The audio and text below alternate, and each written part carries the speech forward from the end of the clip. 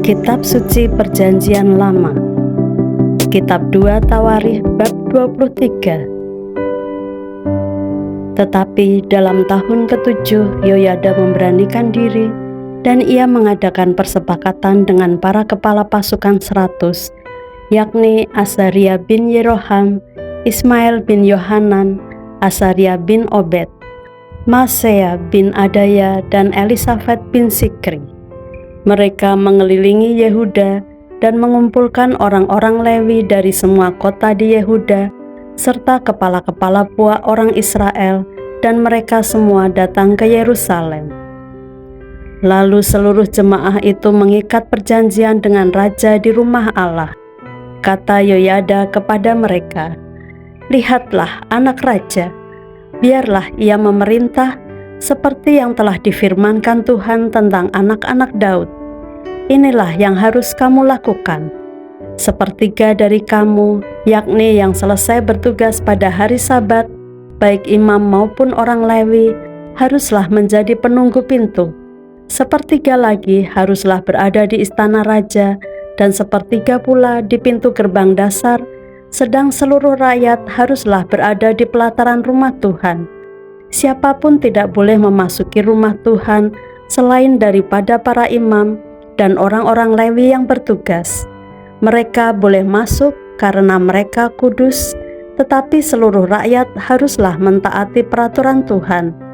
Dalam pada itu orang-orang Lewi haruslah mengelilingi raja dari segala penjuru, masing-masing dengan senjatanya di tangannya, dan siapa yang memasuki rumah itu haruslah dibunuh. Dan baiklah kamu menyertai raja setiap kali ia keluar atau masuk." Orang-orang Lewi dan seluruh Yehuda melakukan tepat seperti yang diperintahkan Imam Yoyada. Masing-masing mengambil orang-orangnya yang selesai bertugas pada hari Sabat bersama-sama dengan orang-orang yang masuk bertugas pada hari itu, karena Imam Yoyada tidak membebaskan rombongan-rombongan itu. Lalu Imam Yoyada memberikan kepada para kepala pasukan 100 itu tombak-tombak, utar-utar, dan perisai-perisai kepunyaan Raja Daud yang ada di rumah Allah. Ia menempatkan seluruh rakyat, masing-masing dengan lembing di tangannya, di lambung kanan sampai ke lambung kiri rumah itu, dengan mengelilingi mezbah dan rumah itu untuk melindungi raja. Sesudah itu Yoyada dan anak-anaknya membawa anak raja itu keluar, mengenakan jejamang kepadanya, dan memberikan hukum Allah kepadanya. Mereka menobatkan dia menjadi raja, serta mengurapinya, lalu berserulah rakyat, "Hiduplah raja!"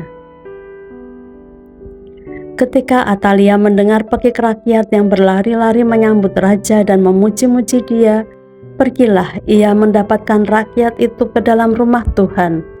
Lalu dilihatnyalah raja berdiri dekat tiangnya pada jalan masuk, sedang para pemimpin dengan para pemegang nafiri ada dekat raja, dan seluruh rakyat negeri bersukaria sambil meniup nafiri, sedang para penyanyi dengan alat-alat musik mereka memimpin nyanyian puji-pujian.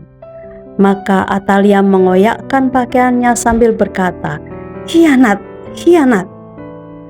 Tetapi Imam Yoyada menyuruh keluar para kepala pasukan 100, yakni orang-orang yang mengepalai tentara. Katanya kepada mereka, "Bawalah dia keluar dari antara barisan. Siapa yang memihak kepadanya harus dibunuh dengan pedang." Sebab imam itu telah berkata tadinya, "Jangan kamu membunuhnya di rumah Tuhan." Lalu mereka menangkap perempuan itu.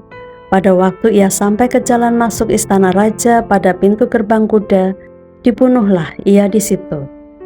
Kemudian Yoyada mengikat perjanjian antara dia dengan segenap rakyat dan raja, bahwa mereka menjadi umat Tuhan.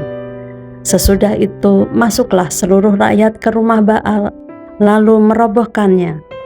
Mereka memecahkan mezbah-mezbahnya dan patung-patungnya, dan membunuh Matan imam Baal di depan mezbah-mezbah itu.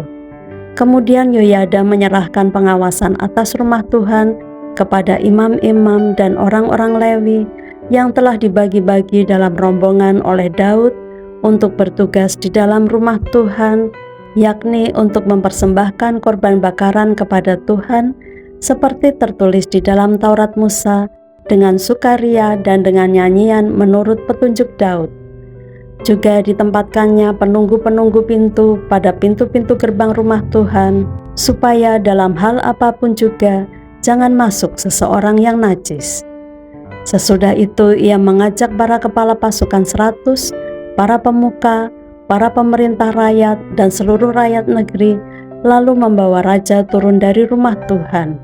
Mereka masuk ke istana raja melalui pintu gerbang atas, lalu mendudukkan raja ke atas tahta kerajaan. Bersukarialah seluruh rakyat negeri, dan amanlah kota itu setelah Atalia mati dibunuh dengan pedang.